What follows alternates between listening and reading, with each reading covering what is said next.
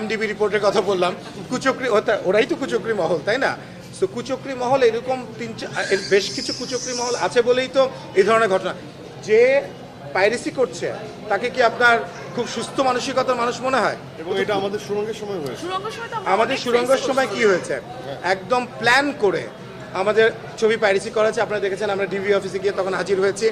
আমরা সরকারের কাছে আবেদন জানিয়েছি যে আপনারা আমাদেরকে হেল্প করেন যাতে এটা থেকে আমরা নিস্তার পেতে পারি। অফকোর্স এই ধরনের কুচক্রি মহলের কার্যকলাপ থেকে আমাদের কেন সবাইকে একসঙ্গে সোচ্চার হতে হবে।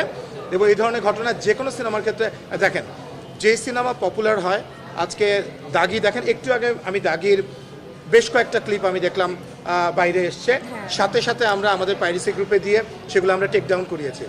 সো আমি সবাইকেই বলবো এরকম একটা টিম কাজ করতে হবে। ইন্টারন্যাশনালি সব সিনেমার ক্ষেত্রে এটা টিম কাজ করে। যখনই আপনি দেখবেন সেটা হলিউডের সিনেমা হোক, বলিউডের সিনেমা হোক, দেখবেন পরের দিন তারপর দিন কিছু ক্লিপ বেরিয়ে যায়, চলে আসে।